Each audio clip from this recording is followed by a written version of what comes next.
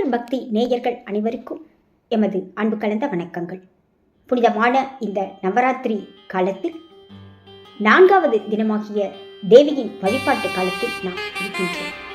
இன்றைய தினத்தில் நாம் வழிபட வேண்டிய தேவியின் திருவடிவம் கூஷ்மாண்டம். கூஷ்மாண்டம் என்றால் பூசணிக்காய் என்பது பொருள். தேவியினுடைய இந்த கூஷ்மாண்டா என்கிற பெயருக்கும் பூசணிக்காய்க்கும் அப்படி என்னதான் தொடர்பு? பாருங்கள், அறிந்து கொள்வோம். உண்மையில் கூஷ்மாண்டம் என்கிற சமஸ்கிருத சொல்லுக்கு பூசணிக்காய் என்பதுதான் பொருள். தேவிக்கு இந்த பெயர் ஏன் வந்தது என்பதற்கு புராண கதை ஒன்று அடிப்படையாக சொல்லப்படுகின்றது. கூ என்றால் சிறிய, உஷ்மா என்றால் வெப்பம், அண்டா என்றால் முட்டை வடிவத்தில் உள்ள இந்த உலகம். அதாவது தனது சிறு புன்னகையின் வெப்பத்தினால் இந்த அண்டத்தினை படைத்தவர் தேவி. ஆகையால் அவர் கூஷ்மாண்டா தேவி என்று அழைக்கப்படுகிறார். ஒரு சமயம் தேவியானவள் அசுர சக்திகளை அழிக்கும் போது அந்த அசுர ஆற்றல்கள் பூமியில் ஆங்காங்கே பூசணிக்காய்களாக முளைத்தன. பூசணிக்காய்களாக மாறிய அந்த அசுர உடல்களையே தேவிக்கு பலி கொடுத்து அவைகளை அழிப்பதாக ஐதீகம் என்கிறது நாட்டுப்புற கதை ஒன்று. அதாவது அசுர ஆற்றல்கள் பூமியில் தலை தூக்கும் போது அவை பிரபஞ்சத்தின் ஒரு அங்கமாக மாறுகின்றன. எனவே அவற்றை பலி கொடுப்பதன் மூலம் அசுர சக்திகளை ஒடுக்குகின்ற தன்மையை நாம் உண்டாக்குகிறோம் என்கிறது மரபு. முற்காலத்தில் விலங்குகளை பலி கொடுக்கும் முறை இருந்தபொழுது அதனை தடுத்து நிறுத்தி அதற்கு பதிலாக அசுரனின் குறியீடாக விளங்கக்கூடிய இந்த பூசணிக்காயை உடைக்கும், அதாவது பலி கொடுக்கும் முறையை தேவி ஏற்றுக்கொண்டதாக நாம் கருதலாம். பொதுவாக கூஷ்மாண்டா தேவிக்கு மிகவும் பிடித்தமானது வெள்ளை பூசணிக்காய் தான்.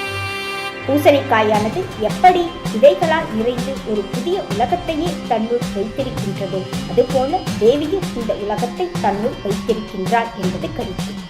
கூஷ்மாண்டா தேவியினுடைய திரு வடிவமானது நம்முடைய புராண கதைகளில் இப்படியாக விவரிக்கப்பட்டு இருக்கின்றது.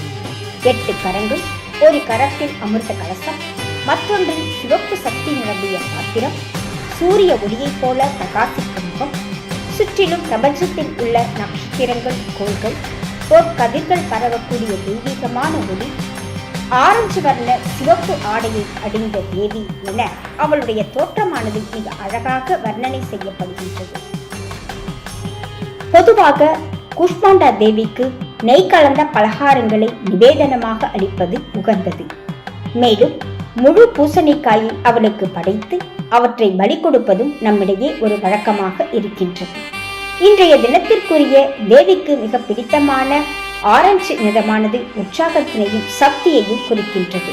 உடலில் உள்ள அநாகத சக்கரம் இவளுடைய வழிபாட்டின் மூலம் தூண்டப்படுகின்றது. இதனால் இருதயம் சம்பந்தமான வியாதிகள் நமக்கு நிவர்த்தியாகின்றன. ஒரு சமயம் உலகமானது இருளில் மூழ்கி இருந்த பொழுது அன்னை ஒரு சிறு புன்னகையை உதிர்த்தாளாம். அந்த ஒளியில் இருந்தே பிரபஞ்சத்தின் இயக்கம் துவங்கியது. எனவே சூரிய பகவானுக்கே ஒளி வழங்கக்கூடிய ஆற்றல் இந்த அன்னை கூஷ்மாவிற்கு உண்டு. அதாவது நம்முடைய வாழ்வின் அறியாமை இருளை நீங்கி ஞான ஒளியை தருபவள் இவள்.